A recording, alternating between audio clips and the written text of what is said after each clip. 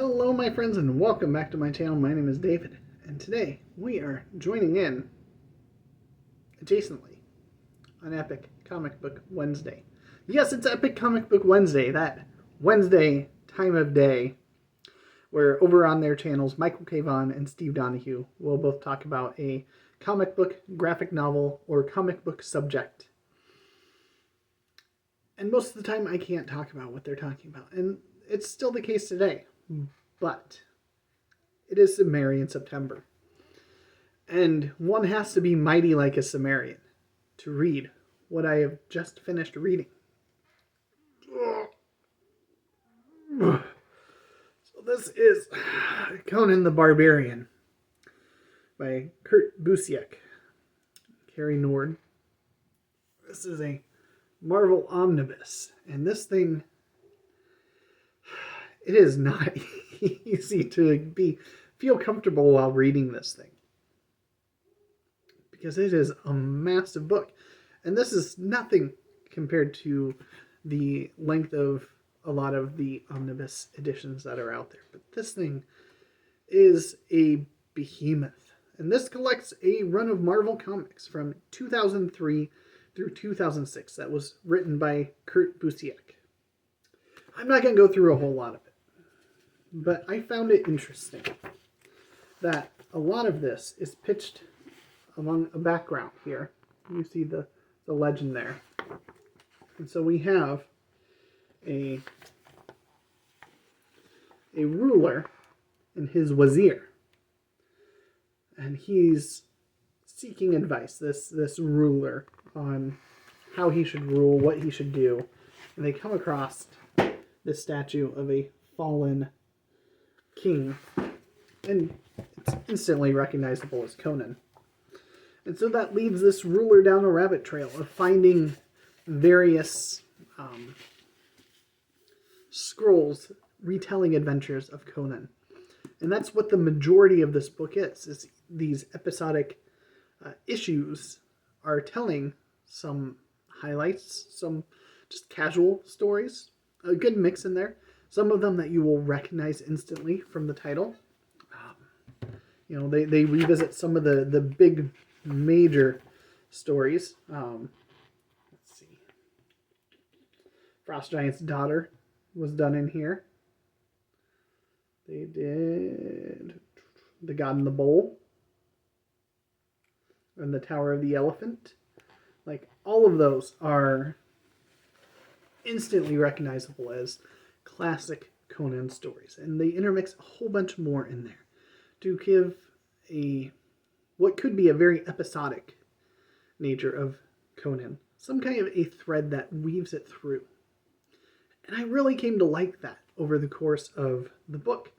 And what was really intriguing when as we get towards the end here, we get to, and a good chunk of the book here towards the end is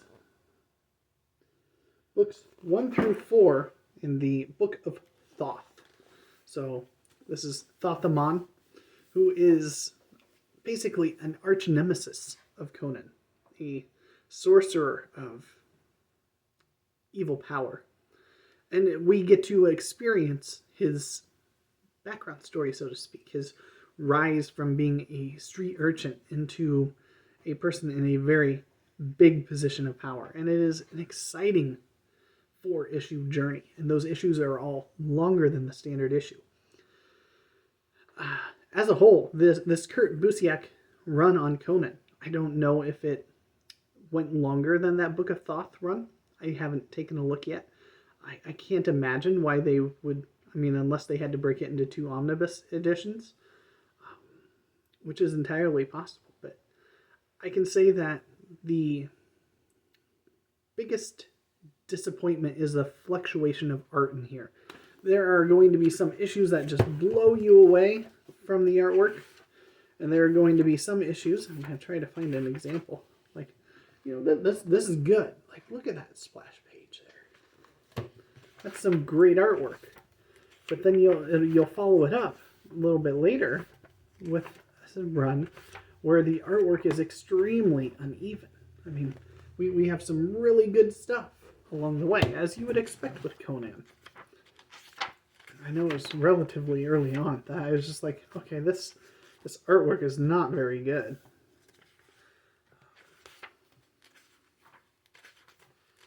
And of course, I didn't think to try to find it ahead of time, but just the inconsistency, because it's different artists working along the way. And so you have very different approaches to the style of Conan and who he is, how he should look, the land around him.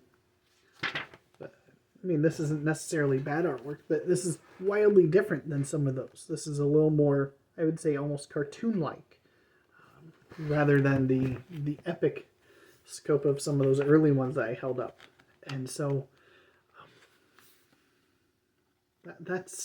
that was my biggest disappointment. It was not at all in the storytelling, but rather in just the changes in artists. Sometimes it is extremely noticeable and pronounced that, oh my gosh, they've just changed somebody new, and that somebody is not of the same talent or caliber of the ones that came before them.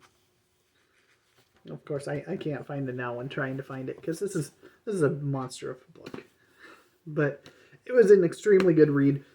Do I recommend getting this massive omnibus? I don't know that I can, given the price. It's worth it. It is so much content packed in here, and it was so much fun getting through it. But it's so hard to just pick this up and start reading because of how big it is, how unwieldy it is. Trade paperbacks are great. If you could find 3 or 4 trade paperbacks that collect most of that, I think that's the way to go. But I strongly recommend that run in Marvel Comics. It was extremely well done. And if nothing else, checking out that Book of Thoth 1 through 4, I think is a great way of getting a story that you wouldn't really expect for Conan, because it doesn't have Conan in it at all. But it's a really important story, and it's done pretty darn well. So anyway, I just wanted to chime in with some thoughts, because I had a few minutes. But I will catch you later with some more Conan content for Sumerian September.